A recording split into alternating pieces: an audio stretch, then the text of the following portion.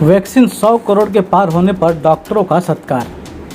Corona के खिलाफ लाभदायक vaccine Bharat में 100 करोड़ से ज़्यादा लोगों को लग चुका है, जिसको लेकर भाजपा के अंदर काफ़ी खुशी नज़र आ रही है।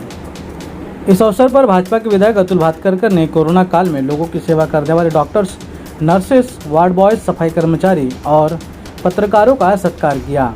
इस अवसर पर कांदिवली पूर्व के कामगार अस्पताल में अतुल भातखरकर ने कहा कि गौरव की बात है जो हम 100 करोड़ के पार अब वैक्सीन लगा चुके हैं। उन्होंने इस अवसर पर गो कोरोना करते हुए 100 गुब्बारा हवा भी छोड़ा। ब्यूरो रिपोर्ट, समय नेशनल, मुंबई। लसीकरणाचा टप्पा आज आपण पूर्ण केला।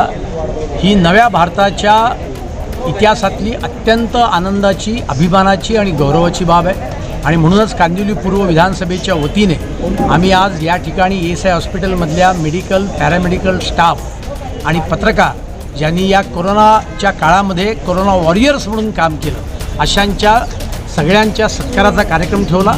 100 फुगे, 100 करोड लसीकरण पूर्ण झालं।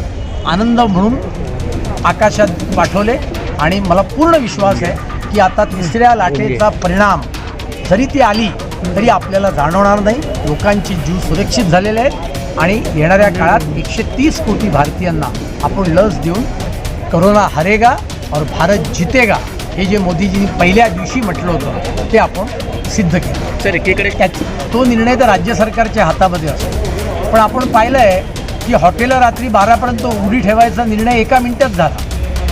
पण आजही 10वी आणि 12वीच्या परीक्षा या कधी घ्यायच्या याचं नियोजनच नाही आहे। बाकीच्या सर्व राज्यांनी नियोजन केलं, पण महाराष्ट्राने नियोजन केलेलं नाही। त्यामुळे मला असं वाटतं दारूबंदी उठवणारं, नशेबाजांना पाठीशी घालणारं, गुन्हेगारांना पाठीशी घालणारं अशा प्रकारचं हे जनहित विरोधी, लोकविरोधी महाभकास आघाडीचं सरकार आहे। सर, आधी ईडीची कारवाई होय, असं आहे, ईडी पूर्वी कारवाई करायची, NCB आम्ही नाही निर्माण केली, NCB पूर्वी कारवाई करायची आणि कर नाही त्याला डर कसली।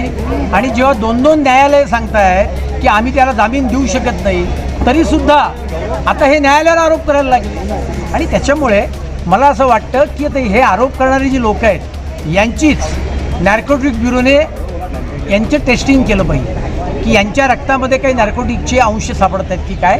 इतकं वेड्यासारखं आणि बेलगामपणाने बोलण्याचं काम हे करतायत आणि या सर्व कारवाया या उच्च न्यायालयाच्या किंवा न्यायालयाच्या आदेशाप्रमाणे चालू आहे हे आपण लक्षात